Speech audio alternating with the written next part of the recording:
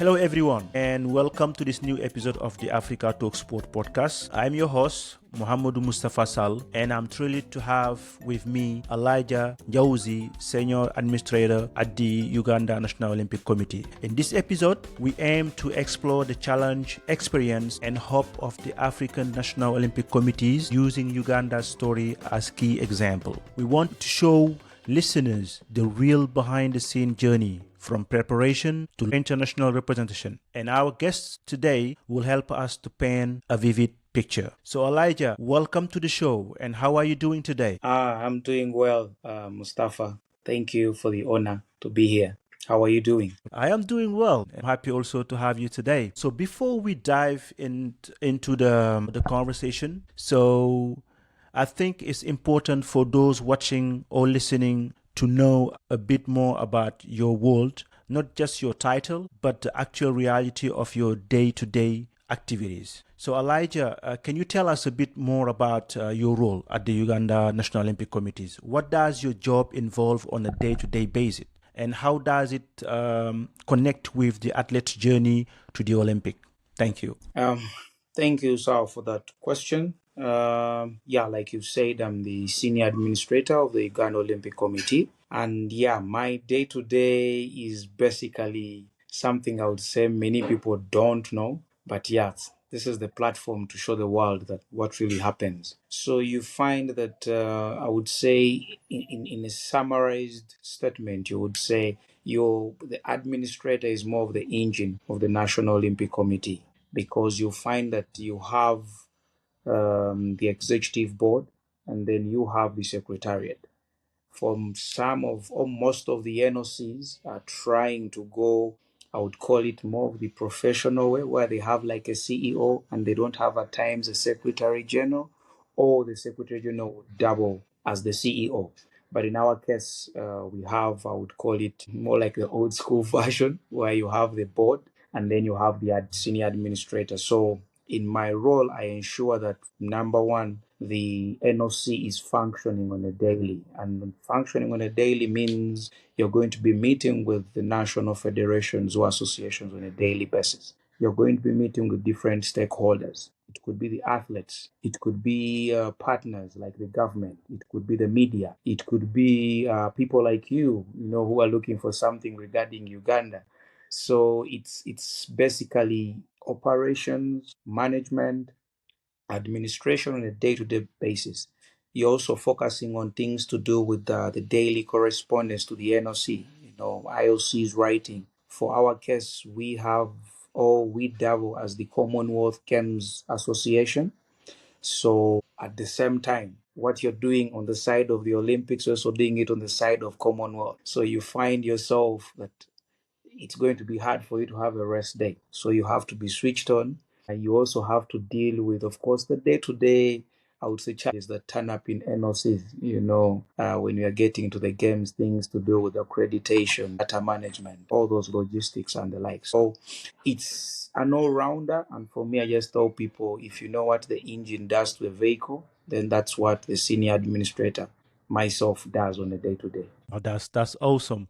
And to start things off, can you walk us through what it takes for a national Olympic committee like Uganda to prepare for the Olympic Games? I would say it's lately. I would say it's not much of a challenge because of, I would say, maybe experience, but I'm meaning like me individually, because experience. But in my early years, that's around 2014, 13, 14, it was a bit challenging because first and foremost, you're dealing with different time zones regarding the hosts and, the people dealing with everything. But I would say for me that in terms of, I would say for me, data management is one of the key things that, really challenge us, because as you know, Africa, we really don't keep records that much. So you ask someone a record about something and someone is going to be telling you that let me look for it, let me do that. So I would say it's one of the things I would say that is focused on. Of course, there's your challenges in the likes of what someone has to focus on But I would say we look at, or I look at, in this case, I'm the one talking, but usually it's a team. But yeah, we look at things to do with number one, the CDM. We have to understand the person I'm going to be working with on a daily basis. So the executive board, of course, handles that bit. They select a chef de mission that we'll be working with. After selecting the chef de mission, of course, I'm now skipping a few things. We know where IOC is going to send a message from, the organizing committee, and, you're going to be dealing with, let's say, for the case of Africa and the likes. I'm now just focusing on the few things we do as the NOC. So you find that after getting to know who the chef de mission is going to be, I have to start now understanding and finding out the rest of the team. Because one, the chief de mission is not someone who's going to be there on a daily basis. He's only coming in for the likes of, let's say, there's a document that the organizing committee of the games needs to, sign on and stuff, like that. So you find that one, I have to deal with that information on a daily basis, so liaise with that chef de mission. At the same time, we have to arrange an official meeting with our government and let them know that we are going for these games. This is what is going to be involved, and this is the chef de mission. And from the side of, let's say, working the secretariat, this is Elijah. In simple terms, our government has to set up a local organizing committee. Now, that local organizing committee is going to be chaired by the sports minister, which later on we shall get to. It's a very interesting story, how we are set up as a country. So from that level, of course, you're going to be having several meetings back and forth, trying to see how you organize yourselves. I would say for now it has also a little bit improved, but previously we used to struggle a little bit as the NOC working hand in hand with our government when it gets to organizing games. We had the bit of who's the owner of the games. And they're saying if you're involving the government is always the top. But anyway, Top, yep, true. yeah, so we used to have that back and forth, and we're saying you can't be the chef de mission, it should be government. So we said, no, you can't, because all the correspondences regarding the games are going to the NOC and not, the National Council of Sports, which is the authority that, governs sports. So somehow that worked out. And so you find that we shall have the chef de mission from the NOC side and then the team manager from the government side, just to balance the boat a little bit and move. But yeah, but Elijah, on that various stage of building the delegation Yes. for a game, where you guys fit the preparation of the athletes? On which level you guys start looking for who's going to be qualifying and who's going to be participating on the next game? Is it going to be all along on the Olympic cycle? For example, we just come out from the Paris 2020 24 Olympic Games. So are you now starting to work on the next Olympic on your national Olympic committees? I would say personally, it's immediately after we finish those games, because one, we have scholarships that are provided. For example, like you've used the example of LA28 is the next. So the moment you return, you do all your reports and everything, and then that the moment the new year starts, like now 2025, we start focusing on the scholarships for LA 2028. So what we do for us as the NOC, we now write officially to the national federations and tell them, hey guys, we have different opportunities where athletes can gain support in order to qualify for LA 2028. So, of course, as of now, for those that are aware, IOC has already issued that the first batch for the LA 2028 individual scholarships and all team support grants deadline, I think, is this month at the end. And then they will roll out the first batch in 1st September. So what we've already done for us, we've already sent out to different federations, and we have a bunch that have expressed interest. So what we do now, we then sit with the selection committee, look at the different applications we've got. If, let's say, Sal has come in, he plays badminton, and his federation is stating that Sal should be getting, a scholarship for LA 28, Then we look at your results. We say, okay, yes, fine. Okay. We profile you. We say, you deserve it. Do you deserve to get? I would say actually we've now changed also the perspective a little bit. 5 years back, I would say maybe 6, 7. We were focusing more on, I would say, um present federations. For example, everyone knows that if it's Uganda, you're going to be looking at athletics. So we would focus so much on offering these scholarships to athletics, and then maybe have one or two sports we feel have a prospect, like a good talent, coming in, and then we say, okay, we have 4 years, we have 3 years. What can we do in this space? Can the person qualify? If the person can't qualify direct, maybe a universality is something we can get. So usually we've been offering that opportunity to like swimming, because we've always had that opportunity of the universality.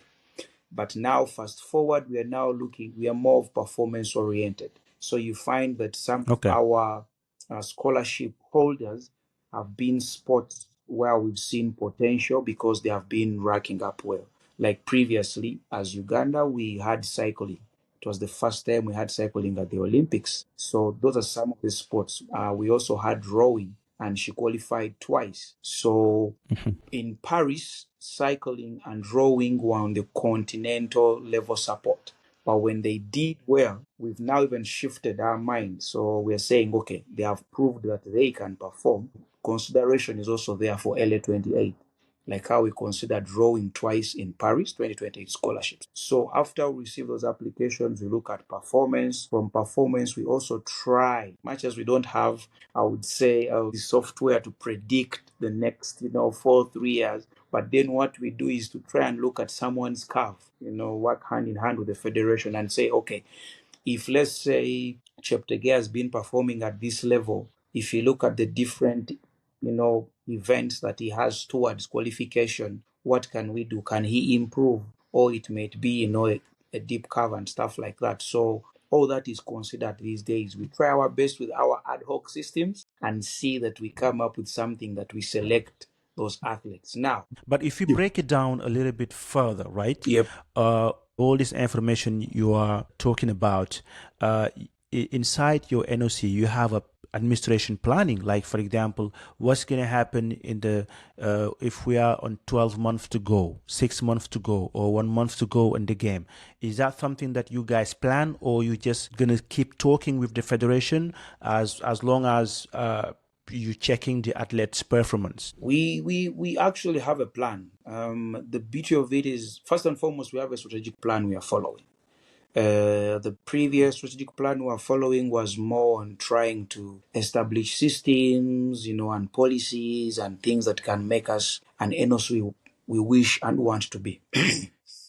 Currently, the new plan we have is focused on athlete development, performance, and also, improving our name as an NOC so that we can increase on our income, resource. So in terms of athlete development, annually we are looking and saying, okay, which different opportunities do we have that we can use to sponsor, support different athletes, different sports? Because we know by default, athletics, we know will have people qualifying by merit. So how do we reduce the burden of everyone focusing on athletics, that they're the ones that have to bring us medals? So that's why we are trying cycling, we are trying rowing, we are trying judo, we are different sports. So lately we are trying badminton. We missed out on the points, usual challenges. Fans got done and we couldn't send them further for them to qualify. But we are pushing hard on badminton. We are pushing hard on, handball. Of course, everyone knows Uganda is a powerhouse in boxing. We had a few challenges, but we are pushing hard, and also considering what they have been going through as a sport. So it somehow also made us deep, but we are pushing differently. But like you say, the thing is, we have an annual plan. And in that annual plan, we always say, what can we offer? What can we support? Like I would say this year we know that we are going to have 6 athletes on the LA28 scholarship. We are yet to select, but of course we know at the back of our mind we will have a little bit of maybe 3 from athletics, 2 promising sports, and 1 that we know that needs support maybe through the universality. So by default, we know that as an NOC, that we will have those Yep. 6. And we have to ensure that those 6, they have to make it. If they don't make it, then we know maybe at least they have broken a national record in one of their performances. They had a personal best, something like that, a season best, much as they did not make it to the Olympics. But they have something that has improved along the way. But I assume that sometime, no matter how well your plan is, things still go sad way. What would you say was the biggest challenge your team faced in the last Olympic cycle? I would say by default, if you're coming from Africa, unless a few, it's going to be finances. that is the first thing you're going to be talking about, because and from finances, I would say maybe some NOCs may not be honest about it, but I feel being honest is fine. One of the biggest challenges you always have is the bit of athletes disappearing. That's a worry we have. For example, in these Schengen areas, let's say also now UK, let's say Europe, that's a big challenge we have as an NOC. So you're always worried that, I'm going to go with Sal to the games, and there's a possibility that Sal may not come back with me. Back, for sure. Yep. So it's one of the biggest Yeah. challenges whenever we have games that are in Europe. Whenever we have them further, like let's say Brazil, you're not worried. You're relaxed. You're like, it's going to be a bit hard. That's why you see, for example, I would use this example even to respond to that question. One of our best performances in the Olympics was Tokyo 2020. Why? Wow. We had, and it would have been the difficult time because it was in COVID, but it was our best performance because we had a plan. Much as COVID had stepped in, we had a plan, and we had 2 partnerships we signed with 2 cities in Japan. One was Tateshina town and one was Izumizano city. Tateshina was, of course, at a higher altitude, which is, of course, advantageous to some of our long distance runners. And then we had Izumizano city, which was, of course, same level altitude for the different sports. So what we did, we sent the athletes that had qualified a month earlier to Tokyo, and they were in those cities training, getting used to the climate and all that stuff. And one, that helped our athletes to settle in, relax, and get away from the disturbance of everything we're having back home, the COVID issues, the testing, the daily testing. I know that stuff that would have been a distraction. So that Yep. helped them focus a lot. In the same spirit, much as we've done something good that is helping the athletes, one of our athletes, failed to make it because of the qualification and the ranking bit, because he was on the verge of almost qualifying. So we've asked ourselves, if he's on the verge of qualification, do we leave him here in Uganda to just wait until the IF confirms? Because we know there's a possibility, much as it may be 30%, 40%, we feel it's better he goes with the rest of the team, continues to train, because we knew after the Olympics in 2021, 2022, we had the Commonwealth Games, and he had already qualified. So we knew if he fails to qualify for the Olympics, at least he has used this chance to train in a high performance center and be ready for Birmingham 2022, the Commonwealth Games. Sadly, when he got the news that he didn't make the qualification, somehow I think some of our countrymen in Japan somehow got into his mind, and he felt this is a good opportunity to run off. Long story short, is brought back to the city where we were now, because now I was in Tokyo, and these are some of the things we face. I'm home preparing to depart for Tokyo, and I'm seeing phone call from IOC, and I'm thinking maybe I've made it in life. IOC is calling me for a job. I pick I pick the phone call, and it is, I think you've heard of the gentleman called Toshio, and they're telling me, Elijah, we would like to report to you that your athlete has disappeared. Yo, oh, Oh my goodness. I freaked out. I started sweating. I'm like, really? Like, this is the call I'm getting when I'm preparing for the flight. Imagine to go to Tokyo. So it was crazy. We started getting phone calls, Al Jazeera, BBC. It was just too much. So imagine your mind is on Wow. trying to help the team, focus, you're trying to do all that stuff you've done, feeling like, you're in a good mood and you're going to do something good. And then, boom, they tell you this is happening. So I would say, that is what I would say that is one of the challenges African countries we face, because you have that scare that anytime something is going to happen with an athlete disappearing, an athlete leaving, and I would say it wasn't good for the athlete in the long run. He was put on uh, I would call it like a rest, just to serve punishment, because before the team leaves, everyone signs a code of conduct. So if you break that code of conduct, you suffer the consequences. Every decision has a consequence. Mm, mm, mm, mm, mm. So he ended up, even in the long run, missing out on some games because he was still serving his, I would say, consequence. But I would say that is the second challenge, knowing that anytime an athlete is going to disappear. I would say the other we've had, we are trying these days, we are trying to reduce that, I would say, risk that comes from that challenge. It has been that most of our athletes haven't really had a chance to participate in high performance centers. So you find that at times when they are performing at that big stage and the clutch moments are calling, you find that we miss Mhm. out because our athletes are not used to that kind of pressure, all those faces, the pressure that's coming with, you have to do something. So you find that Mhm. we miss out because we don't really have that experience in high performance centers, and the pressure it comes with, for example, being at, such games. I would say for me, those are the big ones. The other one is more of from the stakeholder side of things. You find Mhm. that since as an NOC we are trying to look at different income sources to support the team heavily as we would like, you find that you have to deal with several stakeholders. Now, at times, not all Mm, mm. stakeholders understand the sports, fraternity and how it works, the different things you have to do and the likes. So you find that one, you're going to be interfacing with the government. The government works Mhm. at its own time. You don't tell the government what to do. So, What to do? Definitely. so here comes Elijah saying, "Yo, we have a deadline of this. You have to submit A, B, C, D. Have to put it in the system. You have to do accreditation." And then someone is telling you, "Okay, yeah, we hear that, but we still have to get clearance from, let's say, for example, the head minister, or let's say the top minister." So you find that you can't blame them because that's how their system works. But then now that Works. Yep. system is, giving you a huge challenge because you have deadlines of, let's say, your dignitaries.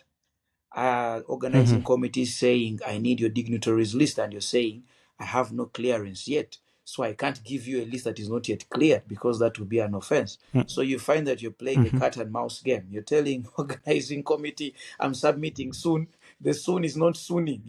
It's you keep Yep. pushing and pushing. So I would say those are the main issues: funding, athlete disappearance, working with different Mhm. stakeholders, and of course the other is the deadlines. The deadlines at times don't favor countries like Africa or continents like Africa because of how we are set up. And it all comes back from our our societies, our communities, where we are still struggling. Okay, the struggling may not be much, but yes, we are still struggling to preach the gospel that sports is no longer just a, a free thing we are doing. It's no longer just a passing time thing. It's no longer something you're just thinking of. It is now commercial, it's professional. So you find that since most people still look at sport to be something, casual and light, they don't take it as a priority to understand that Yep. you have certain demands that you have to meet. So you find that as an institution we struggle with that a bit because you're trying to professionalize something that people are still taking at an amateur level. They still think it is all just games. Then for you, you're Mhm. saying, "I'm serious, guys. We need ABCD," and someone is saying, "Why is someone being so fussy about information. We will work on that. We will deal with it. Why do they need all this money for what? Pre-games training camp. What is that supposed to do? Let them go to a national stadium. Yeah, it's enough. And then at the end of the day, we fail to get medals that they all need, and then they start questioning what happened, what is going on. So you find that that's one of the things that we are really. But but now on there is a lot of training platform or even workshop NOC are doing about getting ready to a game, how long it takes, and the final aspect about it, and through the Olympic solidarity, some NOCs, are trying to do as many workshops they can do to inform the athletes, and also to give the athletes the possibility to go abroad and just try the big events and have more capacity to be able to compete on a high level. Coming to all of those aspects of workshops and activities that you do with the athletes, with some NOCs doing, how is your NOCs is doing right now with that? Are you guys organizing athlete training or even a workshop? Thank you, Sal. I would say as a country, we are in that stage of transition.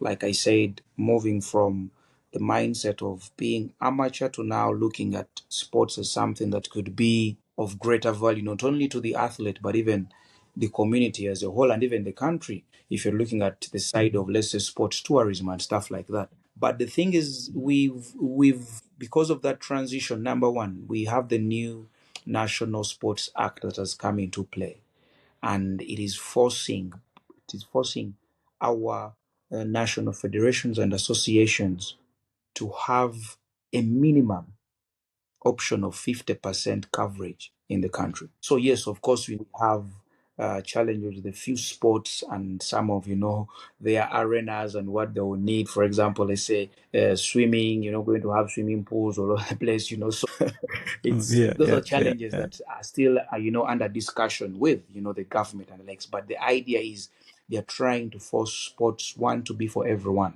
That's one. So if you're going to be a national association, it means your coverage is at 50%.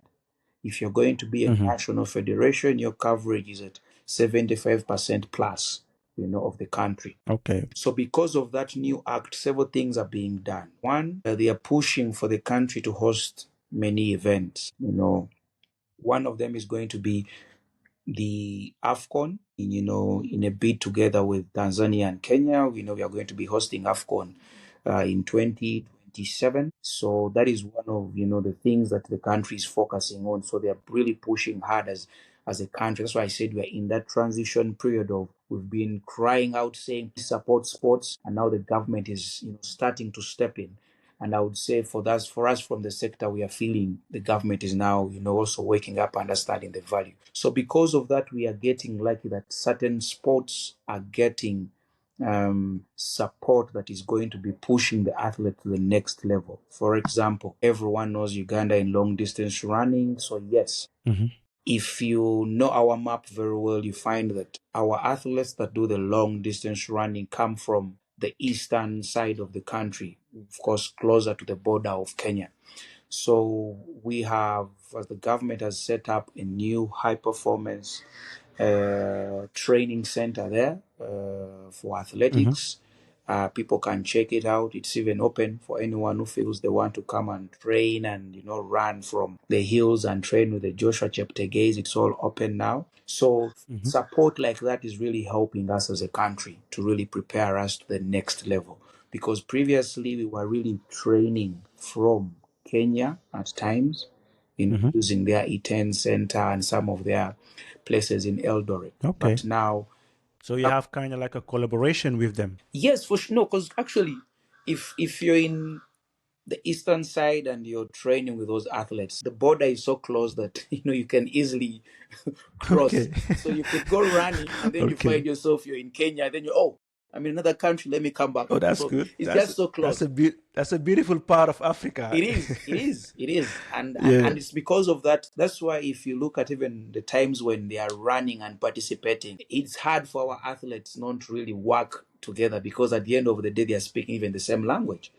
So they're so close to one another. So they will easily find each other even when they're training. So that's the beauty of it. We've been helped like that. So yes, Kenya has really been helpful, I would say, in terms of, offering assistance whenever our athletes needed it. Because even at times when our athletes need to qualify and Kenya has events, we always send them there, and they have been really, very, really, really supportive, and we like it. Even when we have some events here, we've been lucky that, I don't know if you know Fernando Manyala, he has been gracing our events, and he would turn up, the 100-meter, Commonwealth champion. So it's been a very good relationship with Kenya.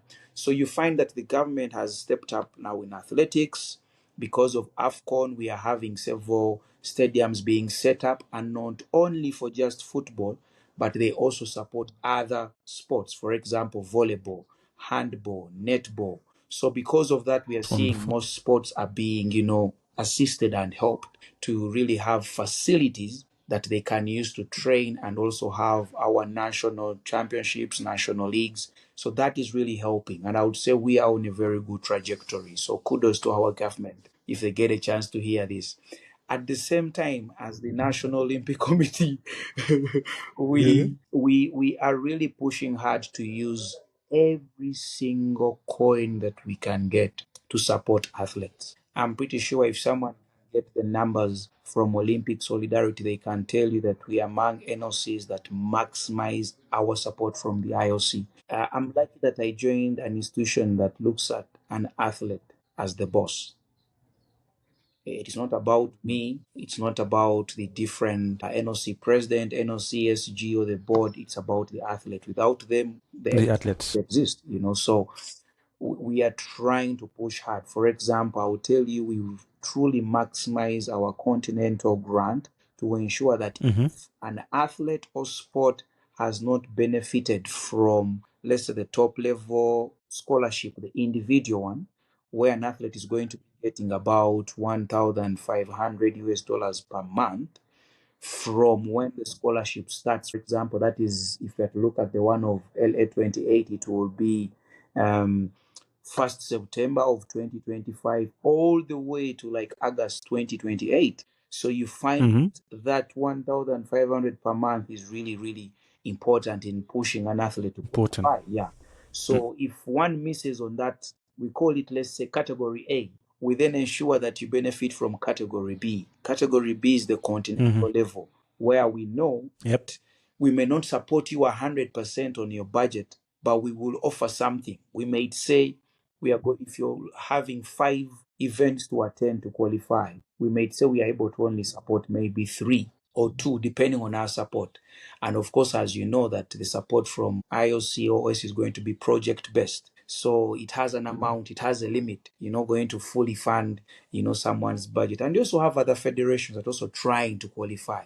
But I'll tell you this, we really push hard. We go to the last coin that we get. And the final level is C, where we get support from, ANOCA.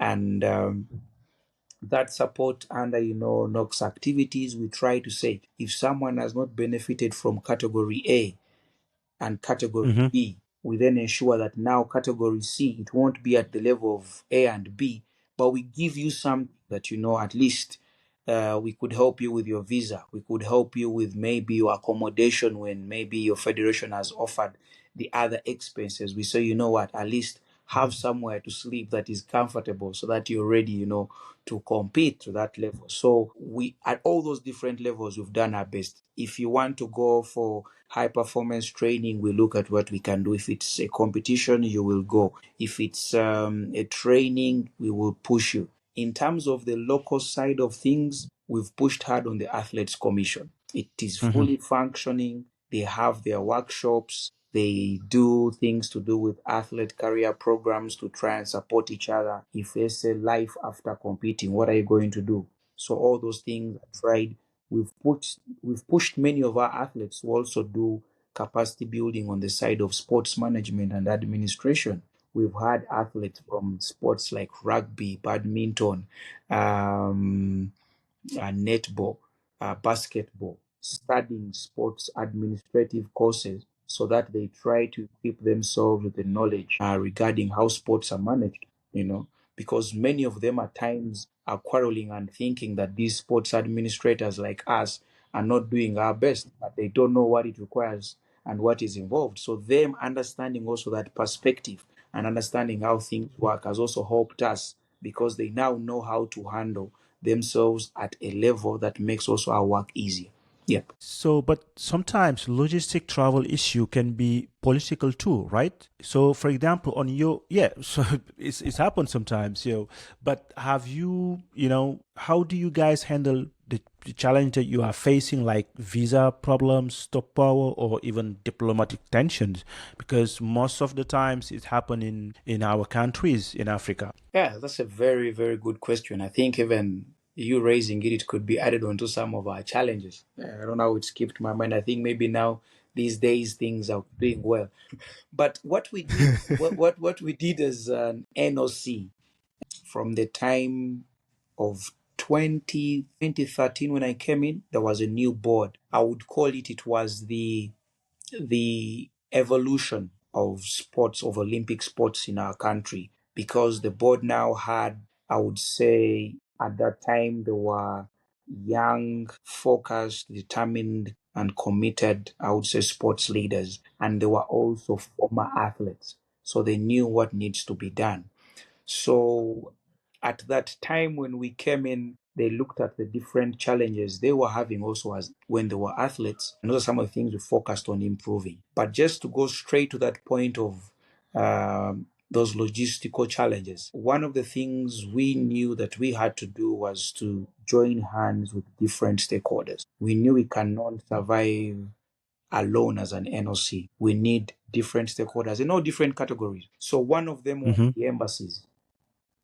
So Okay. the board at that time, we had, of course, the president, who is now the IOC member, Mr. William Blake, and of course the Secretary General, who's now the president, and CGF president, Dr. Donald Rukari. And the idea Mm-hmm. was, how do we improve the image of sports with the embassies? So we looked at the common, places we all go to. So, you're going to go to most of the Schengen countries, US, UK. So we worked out meetings to meet these different embassies and show them that, hey, look, this is who we are. This is what we are focusing on. This is what we wish our country and athletes benefit from. So we told them that we just request for your understanding. If, let's say, we write a letter of support required for visa for some of these athletes, because what we are looking out for is qualification for them in Olympics and the different sports that we are involved in as the NOC. We told them we really pledge our support in ensuring that we are going to be doing a background check on whoever will be applying for visas. So because of that background, we improved, I would say, our image. So most of the times, if we are asking for visas, and they see the NOC of Uganda as also giving you a support, and then oh, this is genuine. It's not just something fake. I would say that's how we've been able to mitigate that bit of visas. But in terms of, let's say, the state, like you said, power, that is something that you can never stop or control. You just mitigate and Yeah. find a way of doing it. And one of the things we did is, in most of our workshops that we held, be it in the different commission activities, maybe medical, sport for all, women in anything, that we are involved in from the side of our Olympic movement, we always invited the government, because we wanted them to understand what we are doing in preparing That's and right. developing that athlete. So we somehow That's right. got into a marriage. And a marriage, it will never be every time smiles. At times, your Smiles. partner, Yeah. True. may have a Mm-hmm. disagreement, but at the end of the day, you will be That's back in true. the same house and you're eating food on the same table and you move. So Yep. we've I would say improved our marriage. We now sit on the same table, talk and plan. Yes, there are a few things I feel we can improve, but I also feel Mm-hmm. those will come along the way when people start seeing the picture, considering this new sports act. That also helped because we involved the government a lot in most of our activities in the planning. I'll give you an example. There's certain games where we feel Initially, we used to think they wouldn't be involved. For example, during the time of Idi Amin, the president, he registered Uganda as an Islamic state. So because of that, we also participate in the Islamic Games. Previously, we would never bother even going to the government because we knew their main focus would be on the main games, which are Olympics, Commonwealth, and all Africa. Lately, because we are trying to improve our marriage, we've been involving them in different activities. And when we told them about those games, they were so excited. And they were like, no, please Wow. get us involved. Okay. Get us involved. We have no problem getting involved in the Islamic Games. We'd love to know what happens on that side of things. And because of that, they were excited. And I'll give you another example of something we did. ANOCA has introduced the new ANOCA School Games for the African continent.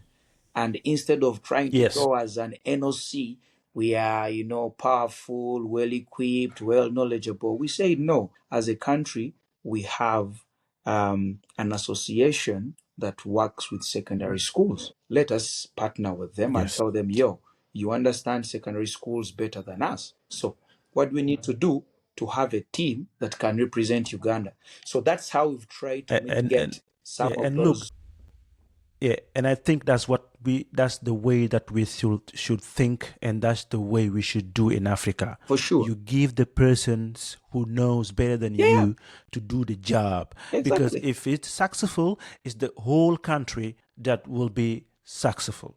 So that's what the guys really, the way you're doing it, that's the best way. And also salute to the president of the ANOCA, President Mustafa Beraf, who initiated this game. For And sure. that's what we need, is For to sure. prepare the youth, is to prepare the younger generation in the whole level. No, thank you. Thank you so much. And like you've said, it's working hand in hand. I will tell you this. Many people may not know it, but as a region, we've done our best to ensure we work closely with all our neighbors at the different stages. I will tell you this: if I picked up the phone and called the senior administrator of, let's say, North Kenya, that I need support with something, let's say Sal is from Uganda, and maybe, actually, I would use the best example is lately in Uganda, if you're to get the Swiss visa, you have to go to Nairobi. So at times you find that you might get to Nairobi a little bit late or early, and a little bit transport might be an issue, or even where to wait from as you wait for your time for visa. I call the colleagues at Kenya and tell them I have maybe an executive board member coming to Kenya for his or her visa, and these guys are just saying it is okay. They pick him up or her, take them to the embassy, they apply, they're even waiting, pick them after applying, take them back to the airport, and I'm like, wow, this is amazing. Mhm. So you find that we Yep, have that's amazing. mitigated my costs and risks of someone being in another country working as an NOC. So for me, I feel that kind of um, working together as the continent is really going to push us further, because I usually use the example of the South African countries. You look at Hmm. Botswana, South Africa, Zimbabwe. They have that. I call it, maybe it's a brotherhood. That if Yep. let's say a Yes. Botswana athlete is seeing and looking at the competition, and he sees a South African, running and participating, if there's no one from Hmm. Botswana, he's going to support the South African. You get it? And you find that Hmm. now, if regions or the continent can develop that kind of brotherhood, I feel we can go far as a continent in Father. Yep. several things. We usually talk about the bit of, look at Senegal hosting the Olympic Games. I feel The as Olympics. as the continent, we should be asking Senegal, how can we help you? What do you need help with? Do you need staff? Do you need, tell us, what should we do? Because we want the other continents to know that we can do something. Keep coming. So that has really helped us. That kind of attitude as an NOC, that we can't work alone. I'll tell you this, it has really, really pushed us to a level we didn't also expect, but we are there now. So we are handling what comes with that kind And of there is a, thing. yes, and there's an African proverb that's Yeah. saying, alone you can go faster, but together you go far. And today is for Africa to be where today Europeans are or Americans, we need to go far. It's a long process. So on that process, we need everybody. Everybody have to come. Everyone, whoever have the knowledge can be part of it. And like you say, Dakar 2026 is not just only Dakar, it's Africa. So if it's a successful game, that's those are opens right now. This is for us. So it's gonna be next. We're gonna look at the, how about then, in the next 20 years or 15 years to organize the Olympic Games, and that's a really good aspect and to be considered for all Africans country and NOC, especially NOCs. But to come back on the games plannings and coordination, there's a question that I wanted to ask you when it's come to accreditation, because accreditation can make or break the experience. So how early do you have to manage this part of the process when it's come to Olympic Games, or if you go into the African Games? How early are you managing this part? Interesting topic. Accreditation.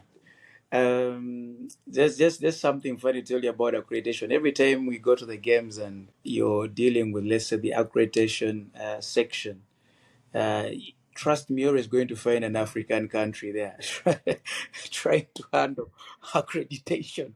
And our problems are always the same. But I would say on our end, as the No, NOC, but wait, Elijah, you know the problems, and I may know the problem, but our listener, they don't know the problem. What is the problems? What is the problems?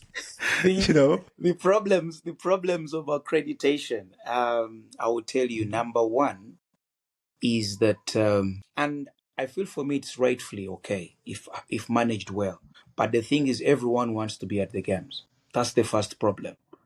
From your executive board to the staff, to the athletes, to the government, to the parents, to the community, to the media houses, everyone wants to be at the games, which is fine.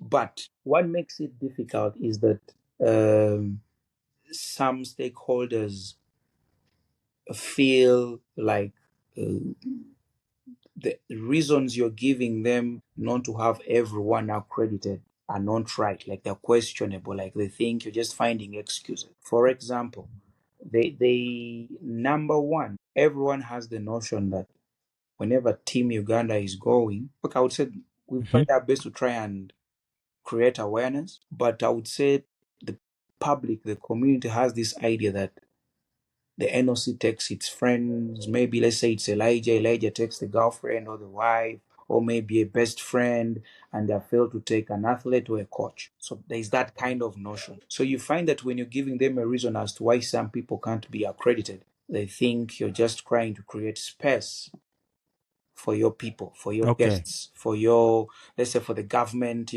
people, if you take the line of state, power.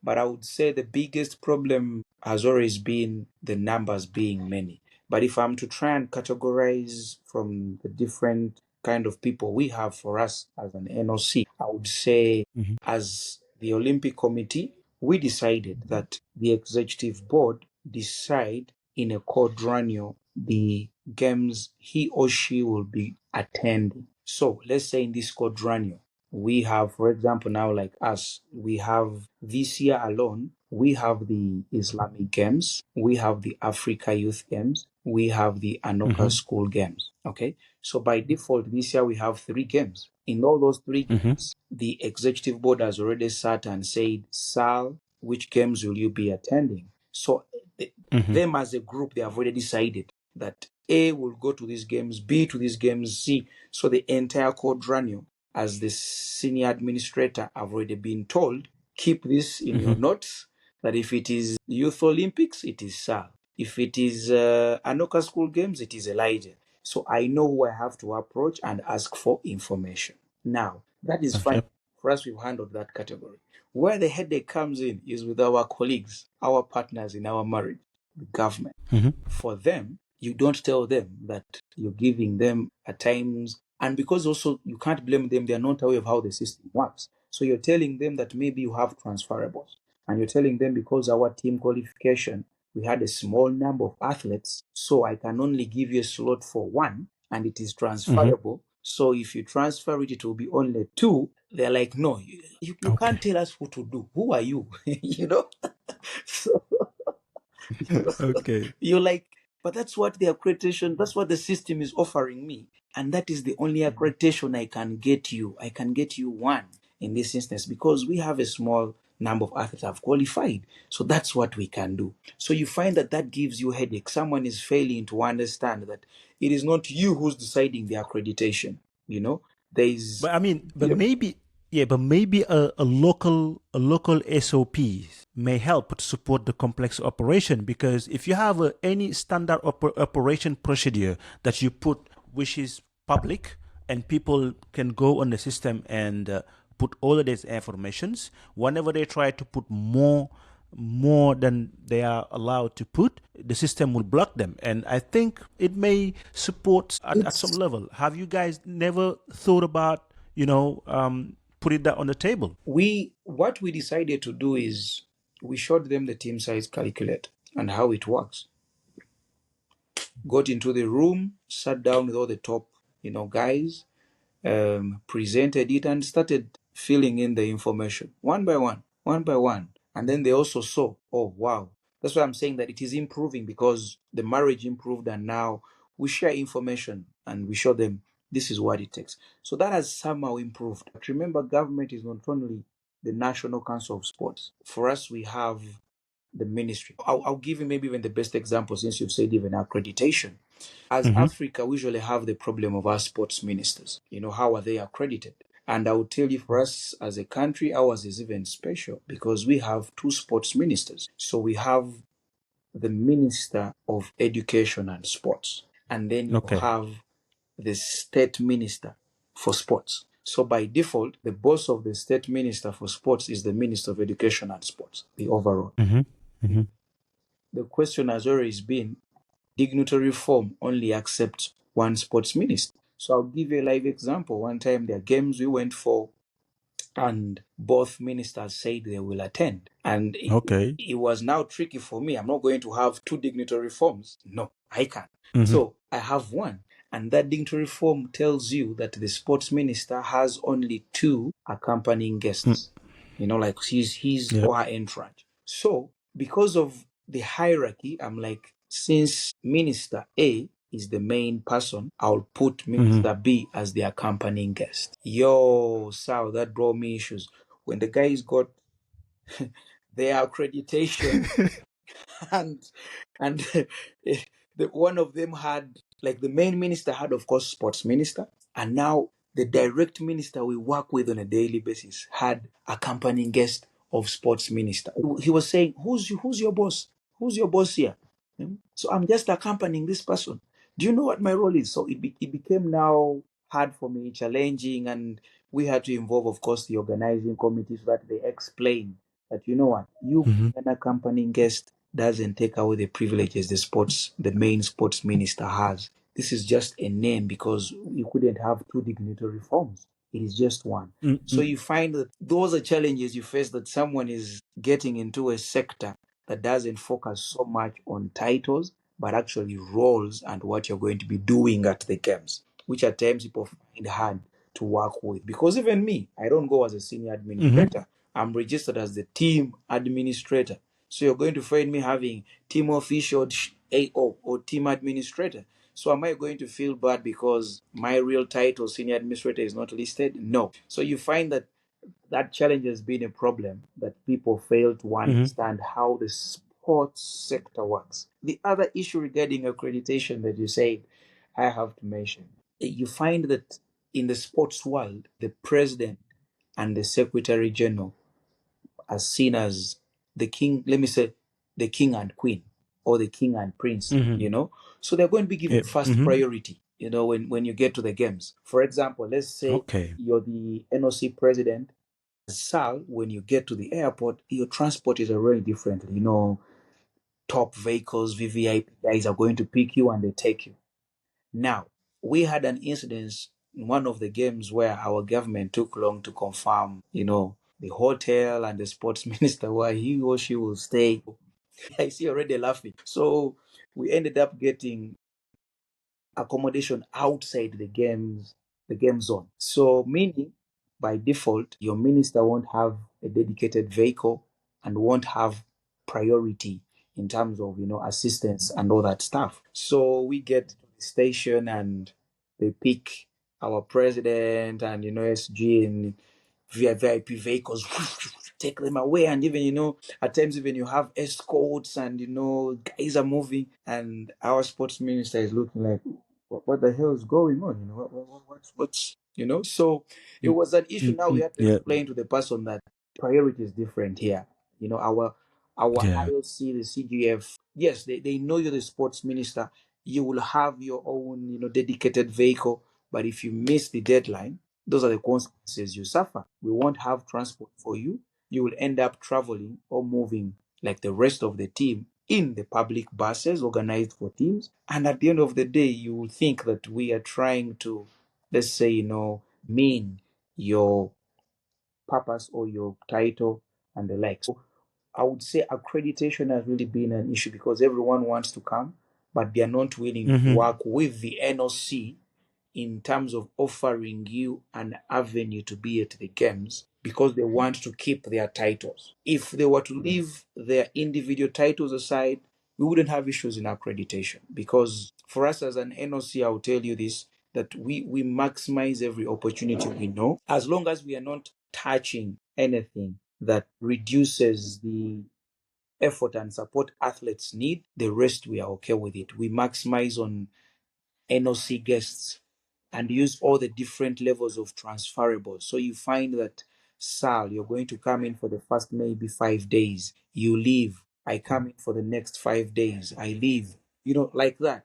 And we are playing around with just the two slots that we have. So if someone is not willing Mm-hmm. to go that way, that's where you have issues of accreditation. So I would say previously it was an issue, but now we've done awareness and explained and, like you said, set up certain operating procedures so that people understand this is not us that are deciding to do this. No, it is how the system works and we have to follow it. Yeah, that must be, that must have been a very stressful Oh, yeah. way or even situation. And I'm guessing that it can take a toll on the athletes too. But It does. coming back to the, yes, but I just wanted to know also, I'm very curious now to know what are you guys dealing with through your team arrival protocol and how you manage entry into the Olympic Village. For example, in Paris 2024, how was it? I would say one, I've been, I can't even say lucky, but I've been blessed enough that by Mm-hmm. virtue of my position and how the NOC sees me, I've been blessed Mm-hmm. that I've attended most of the games because of the position I take in the NOC. So you find that lately certain things are they are no longer more of a challenge to me. They only become a challenge if they get out of my control, that different things are coming in. But the basics, I know what has to be done. So one of the things we pushed, or I say I really push to ensure that we never ignore it, is having an advanced team. I always go early with the chef de mission. Maybe uh, if funds permit, we usually leave and go to the games village a week before. If funds don't permit, then tried to go at times 4 days, or minimum has been 3 days, but at least 4 days before the main team comes in. Why? Because we want to organize for them. So when I get there, what we do, we have the final delegation registration meeting with the organizing committee. That final delegation registration meeting helps you as an NOC or even an administrator or chef de mission to ensure that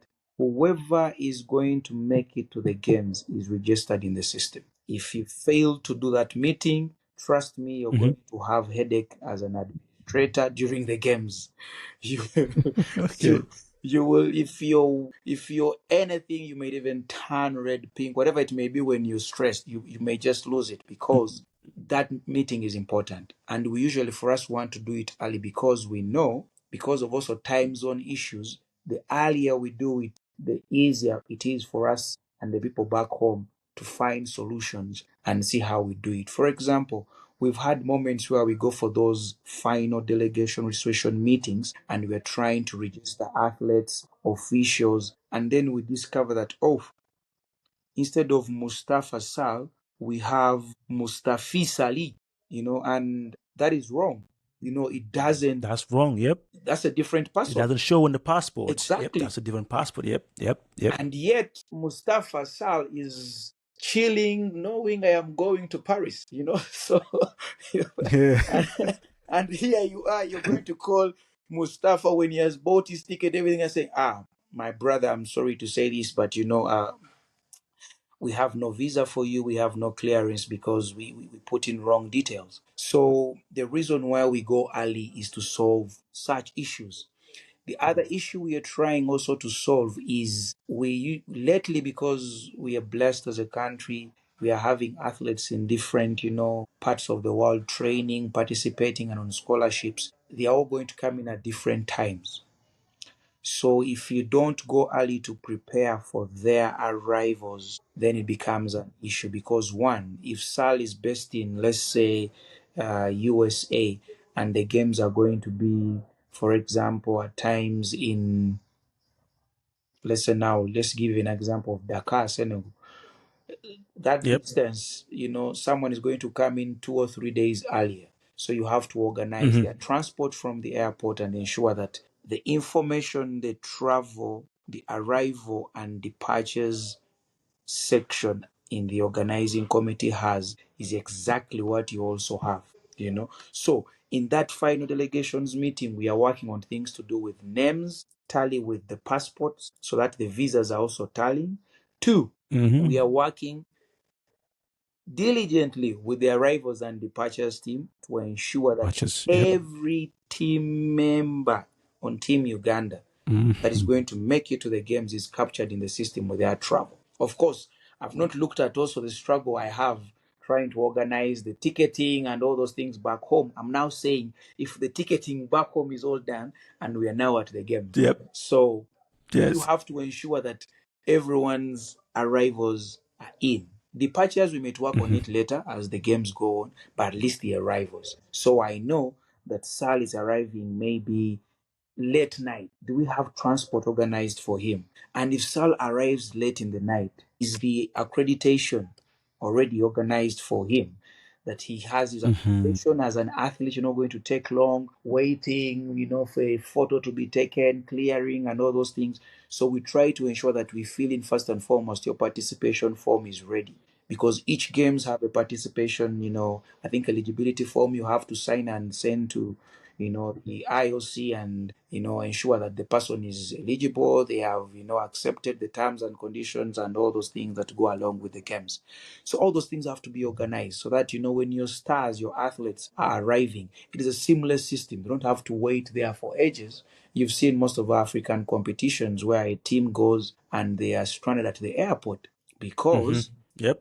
visas were not sorted on time, and now the athletes have to wait, and you find people dozing in corridors at an international airport, and it's really, really embarrassing. So we go days early to ensure we solve such issues. So you arrive, we ensure that your accreditation is done quickly, get to your room. So the other thing that we are doing by going early is speaking and working hand in hand with the accommodation team, understanding where is Uganda going to sleep. Are we the last block? Are we the first block? Are we in the middle block?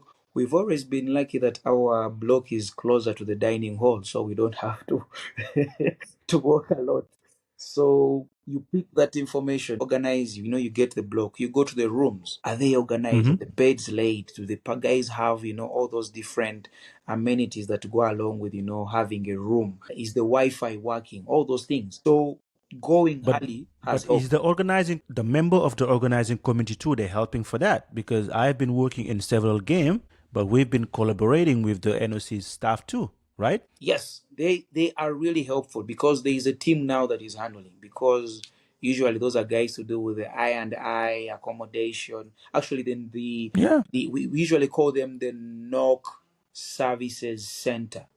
That's where you're going to find the organizing committee and also part of the games department of the IOC seated, helping you solve these issues. So they're the guys you're interfacing with on a daily. They're the guys you're going to sit with to help you in that final, meeting to tally with the information you have.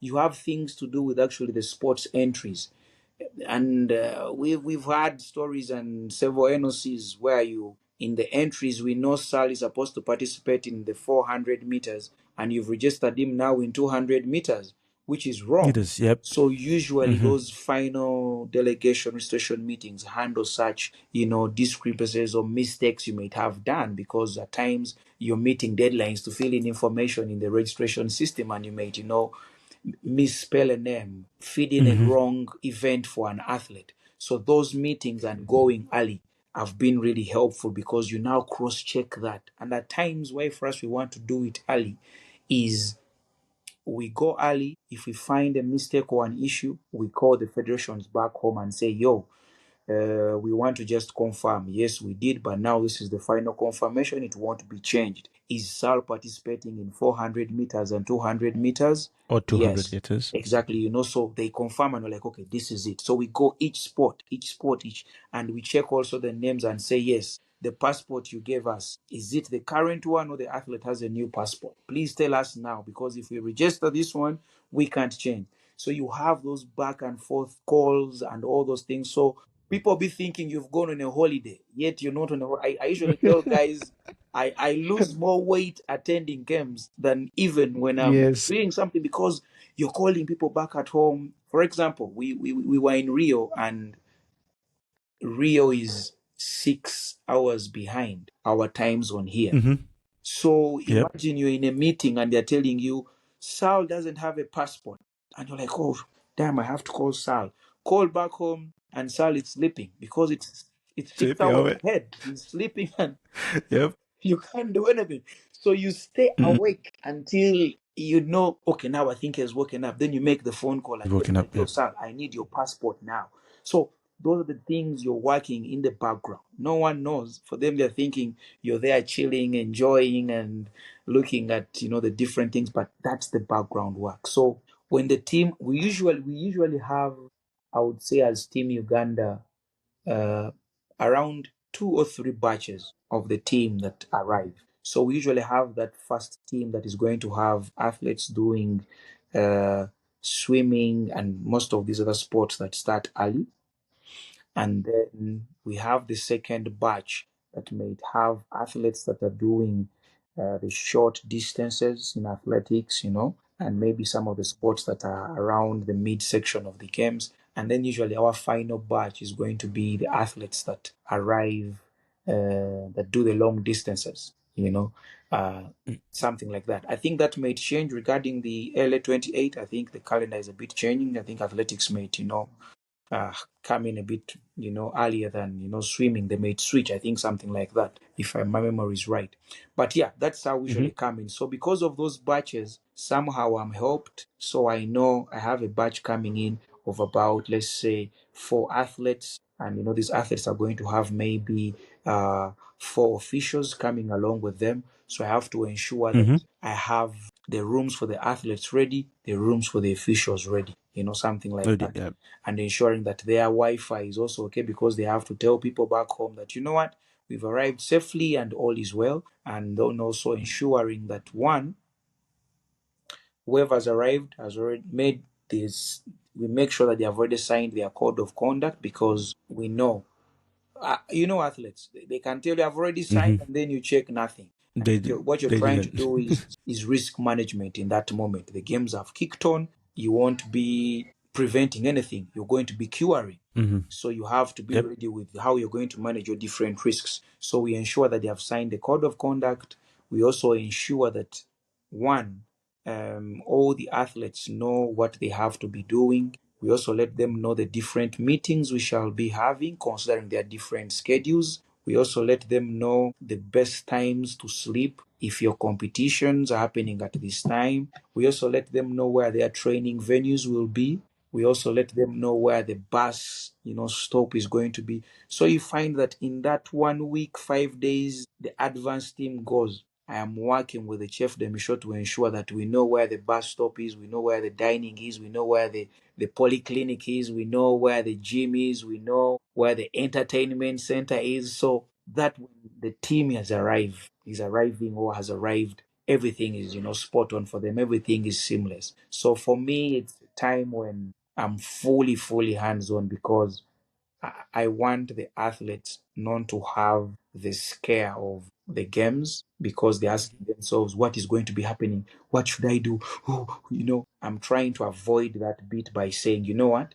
Leave that on my shoulders. All I want you to do Okay. is go train, go compete. That's it. So Yeah. I would say that's how as Team Uganda, we've tried to handle it in a humble manner. Okay, but with all these coordinations and really dedicates work that you guys doing, when it's come to go back home, how you guys proceed with the delegation? Everybody gonna just go at the airport, or there's a standard procedure you guys put and just follow that? There is a standard procedure. We've made that clear, and they all know it. So we have, I would say, should I call it the meeting point, and that is going to be uh, either at the okay. We are lucky that the National Olympic Committee offices are closer to the National Council of Sports, the government sports arm. So you find that we say the meeting point is back home here. It's called the Lugogo Sports Complex, the National Sports Complex. So you find that we say the meeting point is the National Sports Complex. So it doesn't matter where you're Okay. coming from, which you have to ensure that at, let's say, if departure is 10 a.m., you have to be at the sports complex by 8 a.m. So transport is arranged. You'll find, the different buses. If it's a big team, if it's a big contingent, you'll find, the drones, something, the combis, if you're to use the southern language, prepared for them. And then we depart. The same procedure works transport wise. Even when we return, even if we are coming back in the different batches, whether 2 or 3 or 4, we ensure that we return you from the point we started the journey. So a transport is organized. We have people we partner with from the transport side who will transport everyone from the airport back to the sports complex. That's how we handle the Okay. transport. There is nothing like, unless at times maybe for the top officials, you find that Mm-hmm. I will use myself as an example. I stay closer to the airport than to the sports complex. So for example, if you're traveling as a team, I ensure that a day before everything is organized so that I don't have to do the journey twice. So I depart from home straight to the airport because it's closer for me than Okay. now we are going back. So there are instances like that where someone stays closer to the airport. So it's understandable as long as you communicate officially and we know that, Elijah, or you will be departing from your home because you're closer to the airport. So it doesn't make sense now going to town and then back. Those Yes. instances are there and we always welcome them. We don't, push them off because logistically it doesn't make sense. Also, Yeah. in line with the arrivals or departures as we're moving as a team, we also have, I would call it, it's still ad hoc. We don't really have the funds yet to really have a software or system that handles that, at that level. But what we use is, of course, our usual layman's cheapest method, which is using an Excel sheet. So we have an Excel that, is having the entire team contingent. And on that team Excel, we have listed things that we will need that are important. One, we're looking at things like their passport, travel document, from Africa. We have things to like with the yellow fever card. So does the person have that yellow fever card? Of course, previously we were moving with the COVID, certificate. You list it. You list things to do with transportation. Is the person departing from the sports complex, or it's going to be individual basis. Then you have things to do with the airline. Someone is going to be using, are they departing from Uganda, if let's say or they are departing, let's say, from US, if they have been training in the US. So you have that Excel sheet that helps you have the different things you have to look at. If it is for the sake of the athletes, like I said, you're listing their events they'll be participating in, you're listing even their next of kin, because we had issues at times where an athlete is not feeling well and you can't get to them, and now you want to call someone back home, maybe a parent or a guardian. So usually on our code of conduct, we list the next of kin, and someone has to list that contact, because you never know, anything can happen. So we have also that section. So that's how we try to organize it in our Excel to create our simple system, so that we do not miss out on anything in terms of even transport. So if it is, let's say, transport, we will break it down. Local transport on ground before we leave, transport while we've reached, let's say, for example, Paris, and then in terms of air travel, is the person departing from Uganda, or the person is departing from a different country? Which airline will they be using?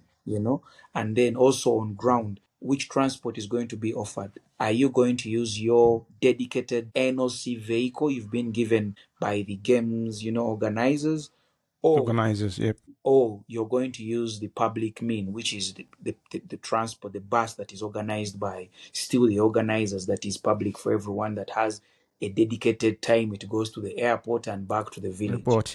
But at times, it's a bit tricky, because it may wait for other athletes or delegations, and which may not be favoring your athlete. So at times it's advisable you say, you know what, let's use our dedicated vehicle, go pick one or two of the athletes that we have, so that we give them enough time to rest and also, recall, their fitness and stuff like that. So that's how we've tried as an NOC to try and, solve a few things. The other bit I would say is that because the athletes are not that many, or our team delegations are not that big, we've tried to have a database, an easy one, not complicated, but the usual basic things. We have the cloud services, and also using an external hard drive. So we make sure that we keep storing for each games the different team delegation as it was. So for example,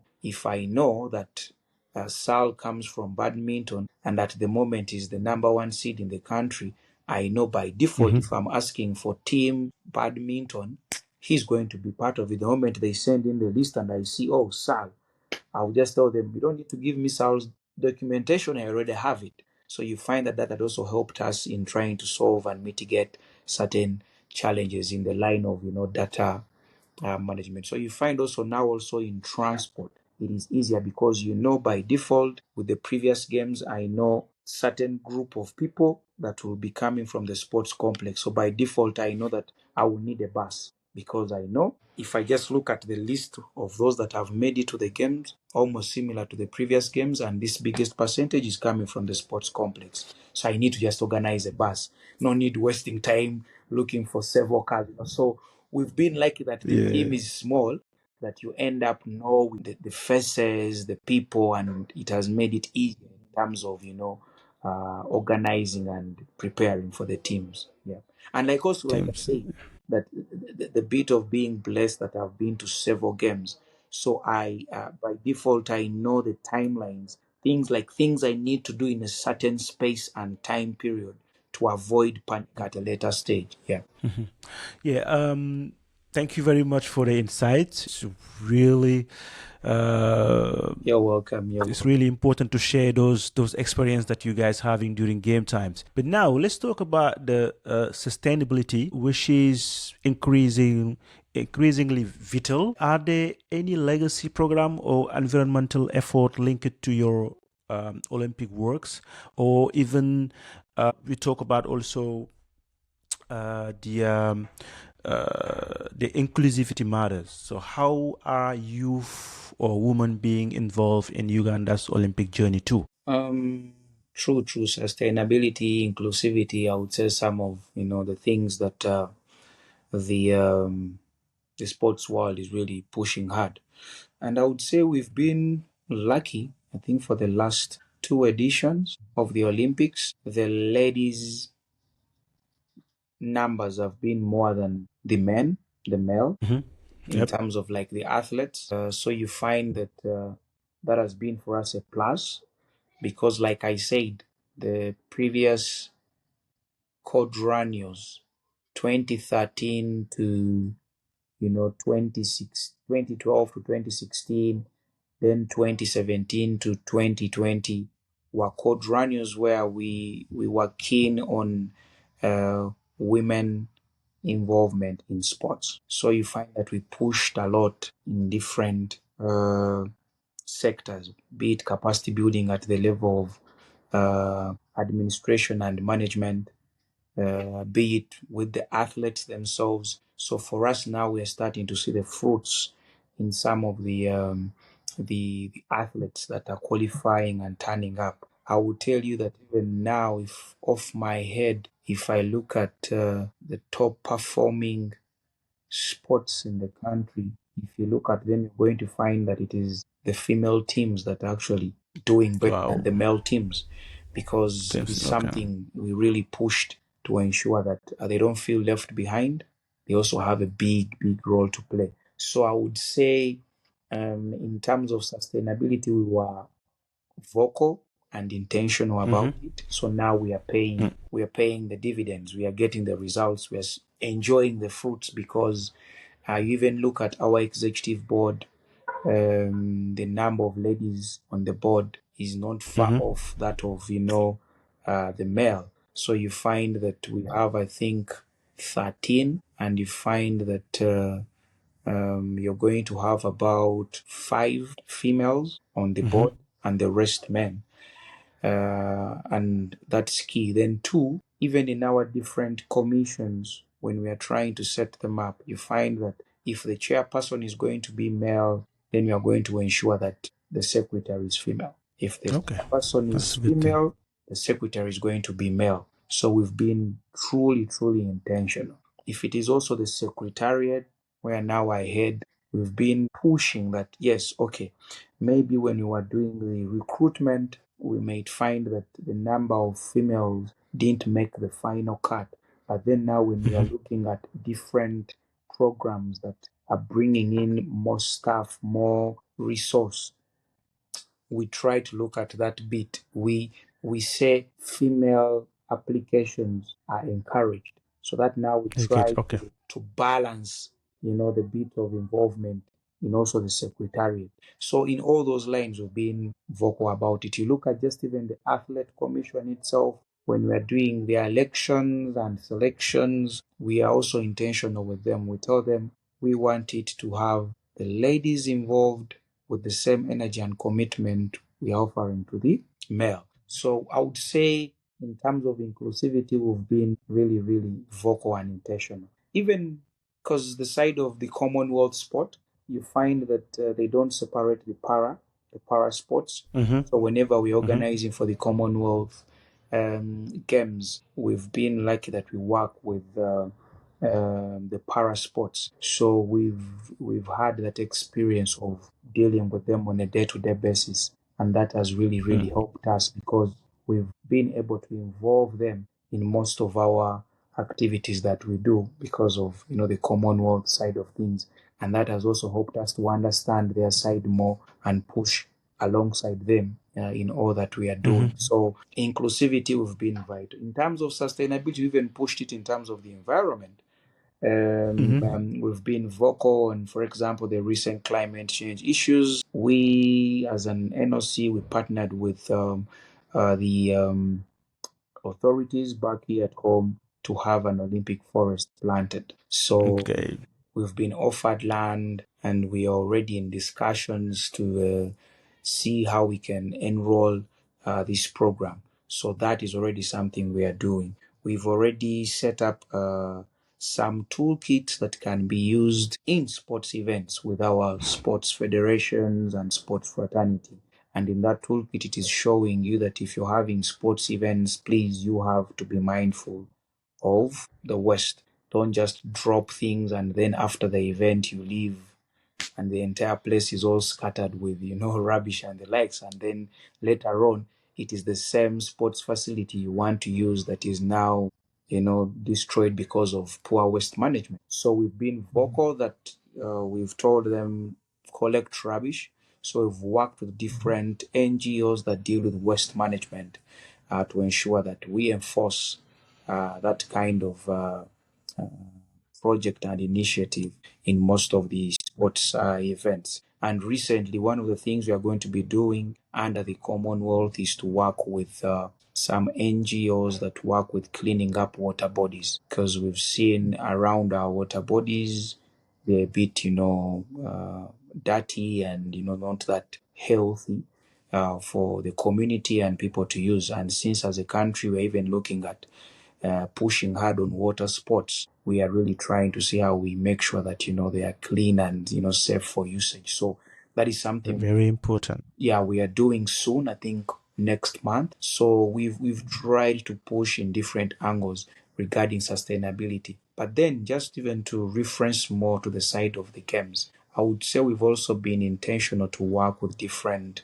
NOCs in terms of sustainability with the programs they have. Basing on, for example, Tokyo, we worked with a developing arm for Japan called, I think, JICA or JICA, in order to do some initiatives that were helping communities in the eastern part where our golden champions, Jeptegei Kiplimo, come from. And then you find at the same time, we worked with Paris, worked with the French National Olympic Committee. They have a program called, I think, the ambassadorship program, something like that. And they were providing, even we enrolled, I think, for this year. So we are yet to conclude on the person coming and their terms of reference and what they'll be doing.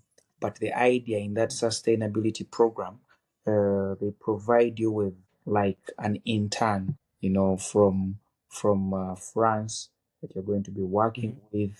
And as they are learning, they are also, helping you with several things. I would tell you during the Paris Games, we had one, and he was, I think I would say, a miracle from above, because he helped us with dealing with the French embassy. So whenever we Wow. help with the French visa, the works was, just speaking the French so easily, and So, we weren't really having a hard time getting the visas, because we now had that person from their side who was now our liaison with the embassy. And trust me, we did wonders. At the same time, there are projects we've done with the French embassy, because they were also being enrolled from France as part of the sustainability and legacy bit of the games, and they were in sports of dance sport, skating and cycling. So we did a lot of community development programs. For skating, I would say if you look at the current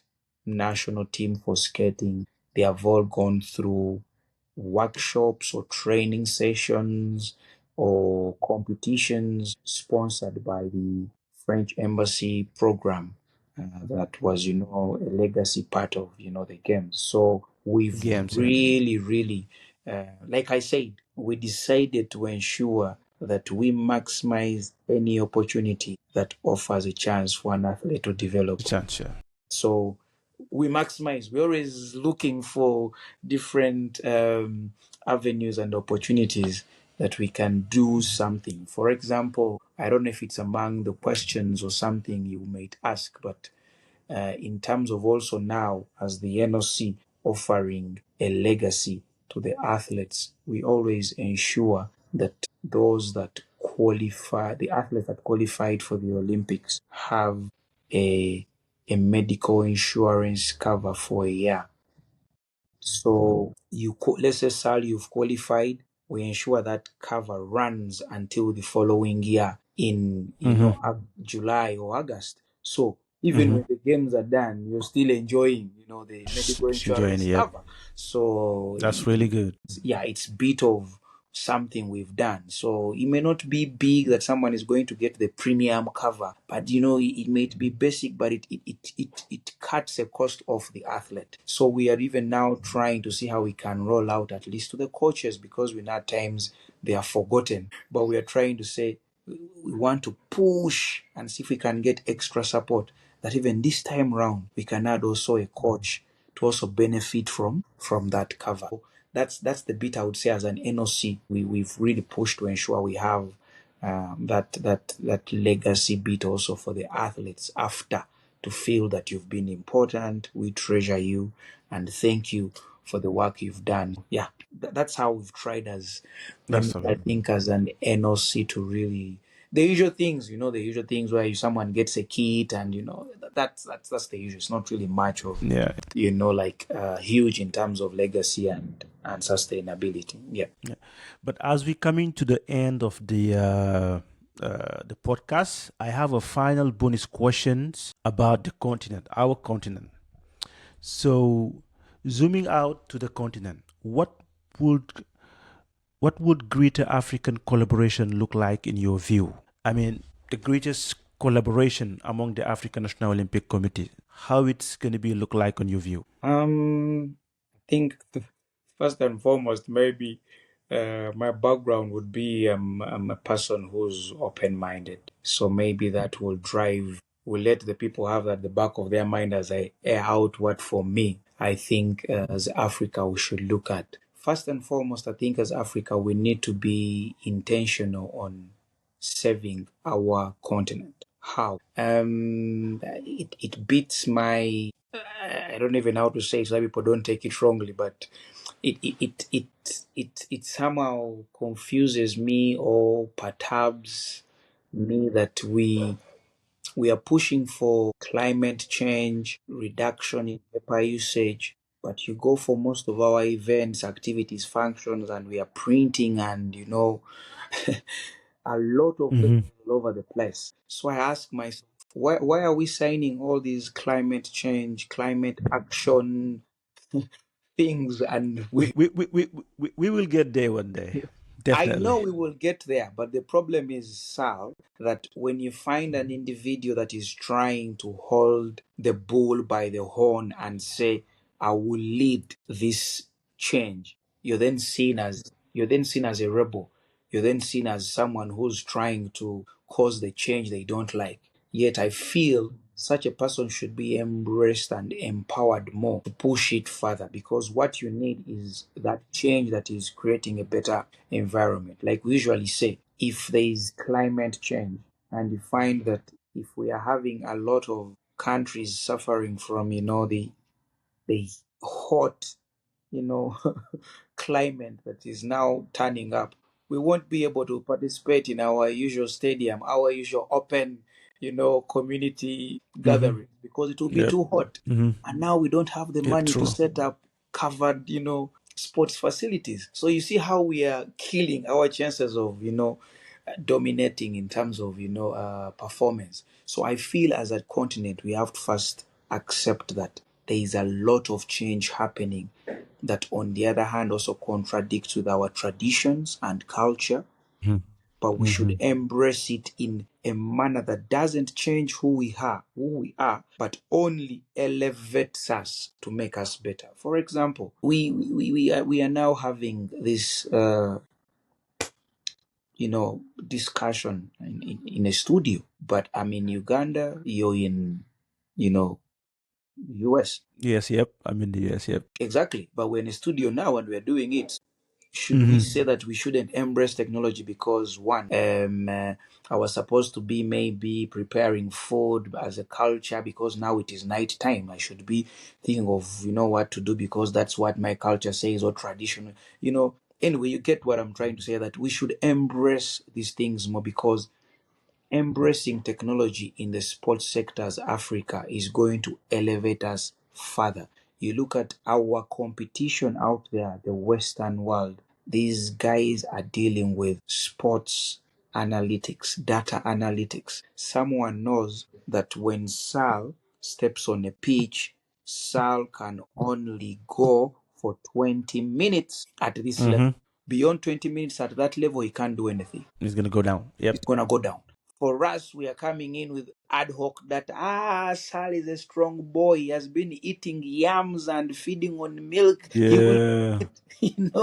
And then we get to the actual moment of the competition, and Sal is only giving you 5 minutes. And you're asking yourself, but why is he only giving me 5? So Yeah. we have to embrace now sports technology. It's the way to go. We need to invest as Africa. We need to Definitely agree invest. with you. Definitely agree with you. We have to invest, whether we like it or not.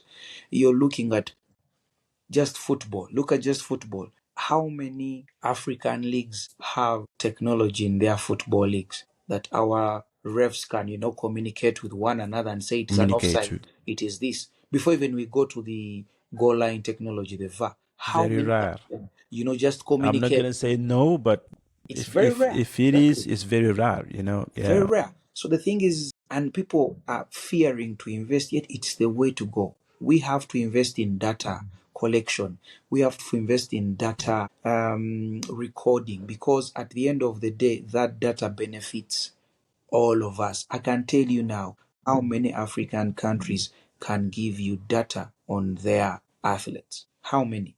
Yeah. You find there are very few.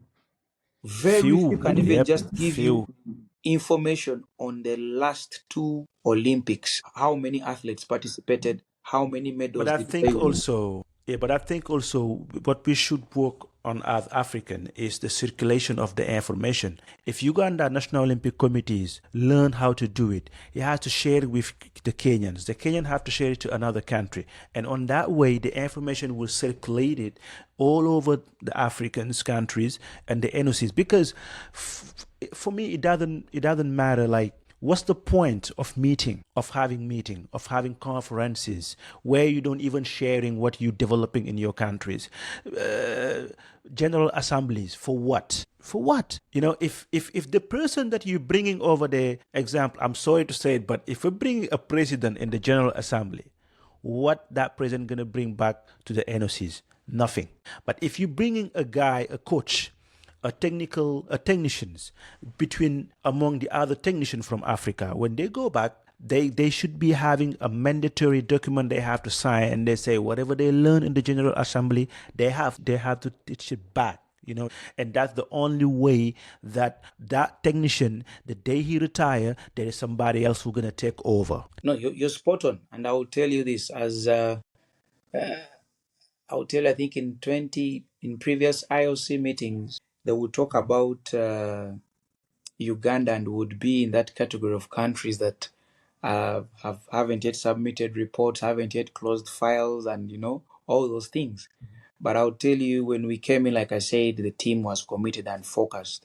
One of the things that is mandatory in our office, Sal, is when you go for any meeting, any games, anything related to the NOC, you must give us a report. That's part of your accountability. You have to give us a report. Maximum 1 or 2 pages. You have to let us know what happened. What have you gained? Recommendations and conclusion. How do we benefit? That has really helped us, because we get to see some of the things that whoever's attended a meeting, whoever's gone to an event, has picked something. And I would say that has really helped us. So that being part of the accountability, it has pushed us to that level where we know what is going on. So we don't just go to attend for the sake of attending. 2, we are ensuring that we are sending the right people. And that strictly also answers the question of how the continent can. Let us start sending the right people, like you've also said, to those workshops, to those meetings. If the meeting is about women in sport, why am I going, Elijah? We have a women commission that has people already set up in that commission to handle such activities. Let them go. And that's what we do for us. If it is something to do with sports administrators, why would the doctor go? Why would the sport? There's someone in that position that is doing that role. Let them go and get that capacity and get more knowledge and see how they can improve. And I'll tell you, without even bragging, by the way, that as an NOC, the day we ever find the gap or the challenge of finances, we would seriously be competing, because we've done our best as an NOC to ensure that we involve all the different things we would want a continent to have. And even one of our main goals, by the way, I think our vision is to be among the top NOCs in Africa. And like I That's said, wonderful. countries need also to start, even another reason or way we can improve as a continent. Countries need to start being intentional with the roles that come along with being an NOC. I've been to some, I won't, of course, mention names and stuff, but I've been to some meetings, and you find that I'm among the youngest people. Yet myself, I feel I'm old. You get that point? Like real, like if me myself, I feel I'm the youngest. Like I feel I'm too young. Yes. Even people look at me and they're almost saying either grandson or son. Then it shows you that some of us need to understand that we need people who are going to have the energy, who are going to have the strength, who are going to have fresh ideas to implement some of these things we want as a continent to get there. For example, there are so many programs Olympic Solidarity under the IOC offers to benefit NOCs to improve themselves. For example, there is a program called, or an initiative called NOC Exchange. Under the NOC Exchange support, you find that, I would use the best example. Kenya needed assistance with something. They wrote to Olympic Solidarity that they would love to do a NOC Exchange program with NOC Uganda. I went there, told them how we handle things as NOC Uganda. They picked a leaf, and I'll tell you as of now, Kenya is doing very well in terms of doing those activities, because we showed them how we've done it and how we've been able to, improve as an NOC and be at that level. So other NOC should pick a leaf. I think 2 years back we had a NOC exchange with the NOC of Eritrea. They came to our NOC. They were also doing some fact finding, trying to understand how they can improve themselves and all that stuff. If I'm to go even to the federation level, we had, I think, Djibouti Athletics Federation, visiting our Athletics Federation to see how they are doing things, how do they organize themselves, how have they been able to sustain, that performance in long distances and stuff like that. So you find that we are, like I said, we maximize every opportunity to help each other. So let NOCs do the Yeah. same. Let them maximize the opportunities. Most of our colleagues in the NOCs, when they get to power, they are now considering about, yeah, I'm Sal, I have made it as the president, I've made it as the SG. What can you say? No, no, no, no, no, no, no. You have to fold your hands, brother and sister. You're going to work, because the continent needs you, and we still have a lot to do. The other bit should be in the line of, if you have the capacity as an NOC, do something that can benefit the other NOC. We even want to resume our workshop. We had started, because of COVID, of course, it was stalled, but we had started what we were calling the sports law seminar for the African NOCs. So it had become annually, but of course, when COVID came in, we first stopped, and we are resuming this year. And what for us we were looking at, we had seen there was a gap on the continent in terms of, handling legal matters for the what? For the sports sector. So we were having that problem, and we knew if we can handle the legal department and have all our NOCs coming, and they're bringing their sports lawyers, their legal commission, members. Later on, as a continent, we can maybe set up our CAS as a continent to help us handle, such legal issues in the sports sector. At times, you go for games and you have issues, and they're telling you we don't have the jurisdiction to handle. And you wonder, you ask yourself, really? So it is a gap we saw that we really wanted to solve, and it is something we had started doing, and we will continue to do, resuming this year. And maybe for us, we know in the future it will really help. So as a continent, for me, I feel we still have a lot we can do, and avenues are there. Reach out to the IOC. They have programs, and they are fully sponsored and supported, that can help you grow and make our continent better. Yeah. Right. So I think we come up to to the end of this podcast. Elijah, if you have a last word to say before myself, I say the thank you words. So, what will be your last word today? Anyway, myself, I enjoy it. I don't know what's the impression that you have about the talk today? No, I really, I would say I've had a good time. Like you said, many people don't know the people behind team delegations towards the games. They think it is just about those athletes they see on the pitch and, court or stadium or track.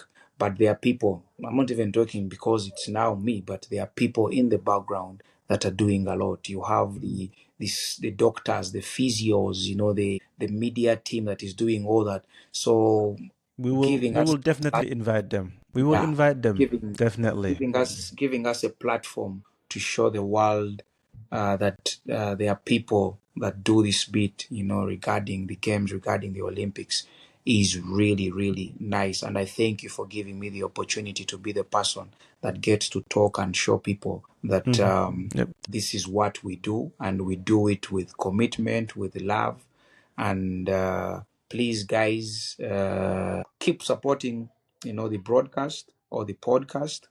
I have a feeling, considering what Salah has told me and what his vision is, I feel it is a good podcast that is going to take us places to show the other side of the sports world that is really not seen. And I feel this is good. All the best. May the people follow, support, share. I think it is it Africa Africa Talk Talk Sports? Sports. So if it's, Yep. everyone, please do that, share, like, watch, show it, please, because I feel this will also give us a platform to tell the organizing committee that we now have the capacity to be in those places that make those big, big, big decisions at the world stage.